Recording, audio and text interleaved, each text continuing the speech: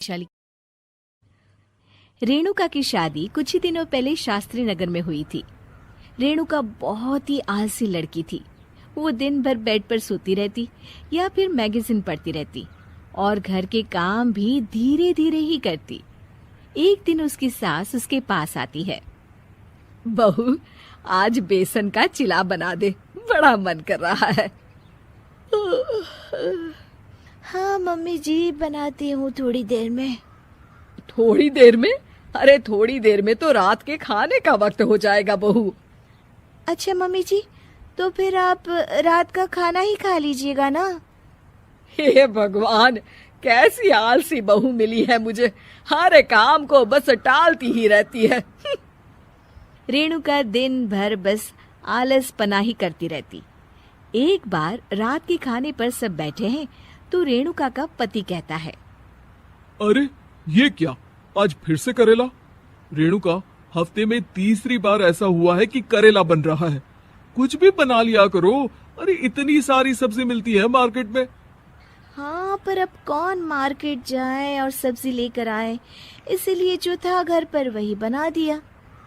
बहू, फ्रिज खोल कर देखती तो पता चलता कि सारी सब्जियां रखी होती है, पर तुम्हारा आलसपन खत्म हो तो तुम्हारी नजर जाए ना।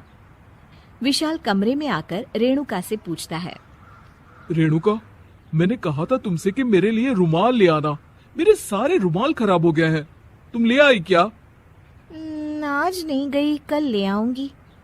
ओफो, पिछले 4 दिनों से मैं यही सुन रहा हूँ। बिना रुमाल के ऑफिस जाना पड़ रहा है। तुम तो बहुत ही आलसी होती जा रही हो रेणुका। आपको रुमाल की जरूरत है ना, तो खुद ही खरीद लीजिए ना। हाँ, अब वही करूंगा। तुम्हारे भरोसे बैठा रहा तो कुछ नहीं होगा। एक दिन दरवाजे पर बेल बज रही होती है और रेणुका सोफे पर बैठी होती है, पर आलस में दरवाजा खोलती ही नहीं।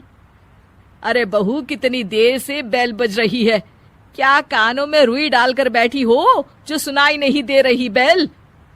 मम्मी जी, अब आप आ ही गई हैं तो आप ही खोल दीजिए ना दरवाजा। क्यों मुझे ताना मारकर और देर कर रही हैं? अरे वाह, उल्टा चोर कोतवाल को डांटे।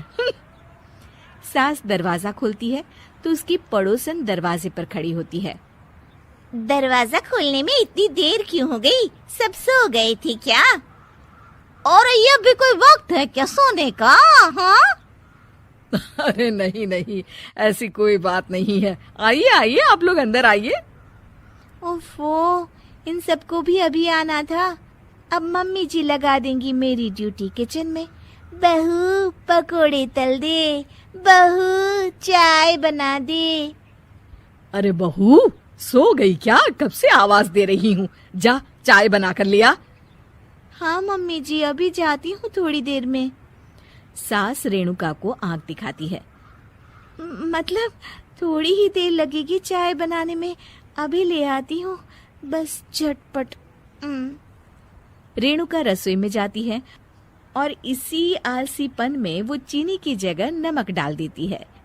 जैसे ही सब चाय का घूंट भरते हैं, चाय थूक देते हैं। थू थू थू थू, ये कैसी चाय बनाई है तूने रेणुका? इसमें तो सारा नमक भरा है। हाँ, और ये पकोड़े, इसमें इतनी मिर्च है कि मेरी तो हालत ही खराब हो गई खाकर। और रेणु जी, आपकी खातिरदारी में पहले तो कभी कोई कमी नहीं रहती थी, पर जब से आपकी ये बहू आई है ना, मामला कुछ गड़बड़ा सा गया है। हाँ हाँ, जहाँ आप इतनी एक्टिव है, वहीं आपकी बहू एकदम आलसी, एकदम राम मिलाई जोड़ी लगती है।